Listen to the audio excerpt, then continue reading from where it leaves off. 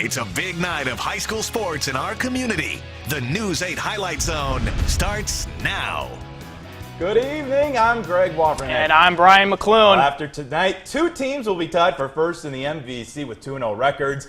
Our lead game tonight takes us to Holmen. The 1-0 and the MVC Vikings hosting 1-0 West Salem. The Panthers, the only team in the conference, with a perfect 3-0 overall, heading into week number 4. Let's start with Holmen kicker Jonah Johnson. You know, he made that game-winning field goal last week against Central. 39-yard attempt here. Skims the crossbar. 3-0 Holmen. We're going to see more of Johnson later on. Vikings defense, tough. 3 guys in on the sack here. Holmen holds West Salem under 100 total yards tonight.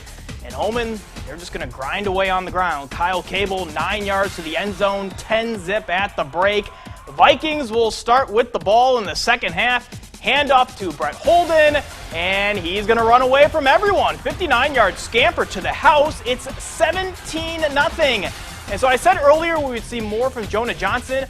47-yard attempt here. What a boot. Splits the uprights. Holmen wins 20-0. They are now 2-0 in MVC play. Kicking contest in the conference this season. The other matchup of teams trying to get to 2-0. ONALASKA on the road at Logan. Picked this up with a little more than a minute to go in the first half. Logan's Jeremiah Nagel punches it in from 3 yards out. Rangers enjoying a 14-0 lead. 3 seconds left in the half.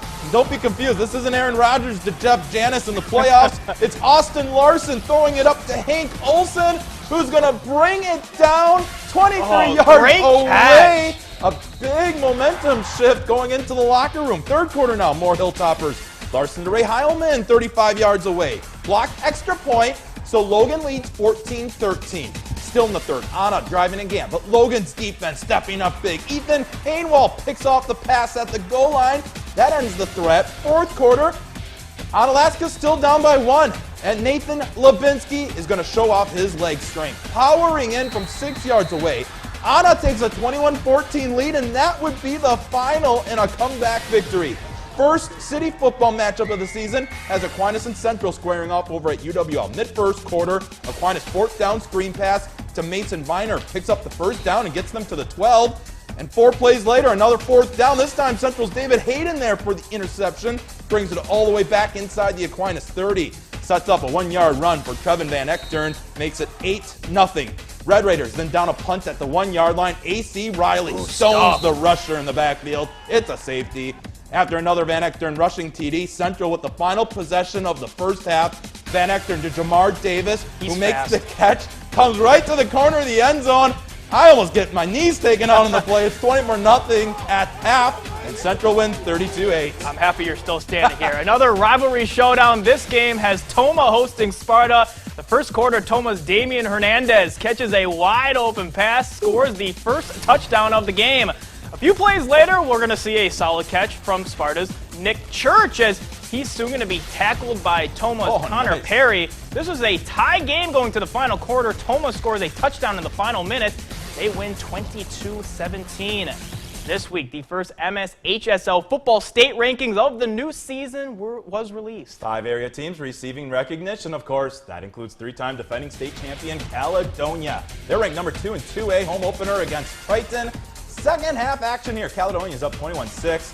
At this point, looking to add more, but fumbled handoff recovered by Triton. That stops that drive. The drive for Triton didn't last long, however. Noah King does it on the defensive end here for Caledonia. Jumps the route, intercepts the pass. Later, Triton going forward on 4th down at their own 15. A great read by Tate Miners. Stifles the ball carrier, setting the Warriors up in great field position. And a couple plays later, let's reward them. Miners gets the handoff, takes it in. Warriors go up 27-6. Offense, defense, all working tonight for Caledonia. They win 42-6. Winona sitting at number 3 in Class 4A. Their first home game of the season has them facing Faribault. First possession for Winona, Jackson Nibelink throws a screen pass to Ethan Ringo. He splits 2 defenders, and no one's going to catch him. 70-yard touchdown pass. Windhawks up 7-0 early. Second quarter now. Joe Palmer, he's going to float the ball up to Trey Cronick, and he will come down with it in the end zone to give Faribault an 8-7 lead. However, the Windhawks, they're going to have an answer. Troy Pomeroy finds pay dirt from 3 yards out to give Winona a 6-point lead before the half, and they will win 27-8. Defending state 9-man champion Spring Grove opening the year at #1. Lions at home to take on Lyle Pacelli. Early in the first quarter, Spring Grove in the red zone. Alex Foles finds Noah Elton on the crossing pattern for the first score of the game. Now, after Spring Grove turns the ball over on downs, very first play for Lyle Pacelli, Ched Nelson takes it the distance. Lyle Pacelli will get the 2-point conversion. They go up by 1. But Spring Grove would respond in similar fashion. Alex Foles just doing Alex Foles stuff. 71-yard touchdown. Spring Grove wins big, 62-16. And a state-ranked matchup as number 10 Houston hosts 5th-ranked Grand Meadow. Third quarter, Nolan Skipter running hard up the middle for the score. Grand Meadow leads 22-16. Ensuing drive for the Hurricanes. James Hungerholt goes play action. He drops it right in the breadbasket for Jayton Millen. He makes one guy miss and goes the distance. Houston takes a 2-point lead. Grand Meadow then backed up to their own 2-yard line. Evan Olkey keeps the ball left. It would look like he would go the distance, but check out the effort by Ben Walters. He takes Olkey down at the 4. The Houston defense comes up with a 4-play goal line stand, so a huge stop there. Hurricanes, once trailing 14-0 early in the game, looking to ice the game. They call Millen's number again, this time finding the end zone on the ground. 2-point conversion, good. And check out the win tonight. Huge for Houston as they win 32-22. Coming up, it's another week of crossover games between the Cooley and SWC, plus huge matchups in the Ridge and Valley and Scenic Bluffs, all when the News 8 Highlight Zone returns.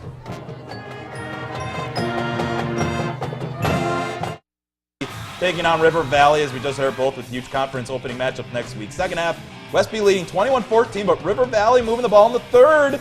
Will Bailey drops back, finds a wide open Tyler Nashreiner. He walks it if he wants. We're all tied at 21. After keeping Westby off the board, the Blackhawks look to break the tie, but Bailey is going to be intercepted by Joe Armbruster. He takes it down inside the 20. Norsemen take over with great field position. And just a few plays later on the goal line, you know what comes next. Ryan Danes straight up the middle. Norsemen back on top. Early fourth quarter, Westby looking to ice the game. Alex Gulch rolls to the right, dumps it off to Danes. Another touchdown for the Norsemen. And they take a 2-score lead. Westby holds on to win 35-28. All right, let's see what's going on with Luther. They're at home to take on an always tough Lancaster team. First quarter, Lancaster's defense playing strong, forcing their early fumble to get themselves into some good field position. Ensuing drive, Luther answers back by forcing a fumble of their own. Connor Peterson comes away with it. Still 0-0, but Lancaster will run away with this one. They win 42-0. The other 3 crossover games tonight, undefeated Platteville knocks off Arcadia. Viroqua beats Dodgeville by 20. Black River Falls winning 48-zip. Scenic Bluffs showdown, 2-0 New Lisbon hosting 3-0 Bangor. We jump to the second half. Bangor has this game in control. Another touchdown by Carter Horseman. Further on, New Lisbon has the ball, but Bangor's Dylan Sprain with the interception. That preserves. New Lisbon scores a late touchdown, however, to end the shutout. However, Bangor wins big, yet 46-7. A big battle tonight in the Ridge and Valley as well. Undefeated Wazeeka Stupid Seneca travels to North Crawford. First drive for North Crawford. Brent Jellick goes deep down the sideline. He hits Stephen Munson in stride, and he will fly into the end zone. Trojans striking quickly. They go up 6-0. But the lead, that wouldn't last long. Blue Gold's quarterback, Jarrett Payne, decides to keep it himself. That's a good idea. Reverses field, makes the guy miss. Takes one all the way to the house. Wazeeka Stupid Seneca takes a 1-point lead. Now leading 14-6. Blue Gold's looking to add on. Payne finds Carter Lomas on the fade route. Blue Gold's take a 13-point lead. Wazeeka Steuben Seneca improves to 4-0 as they win 44-6. Coming up, more Highlight Zone, including the Brewers opening up a weekend series versus San Francisco. Welcome back to the News 8 Highlight Zone. It's time for our play of the night. So we're going to go back to the ONALASKA Logan game. Hilltoppers down 14-0, but talk about a change in momentum. Austin Larson going to Hank Olson in a big crowd. Just check out the play.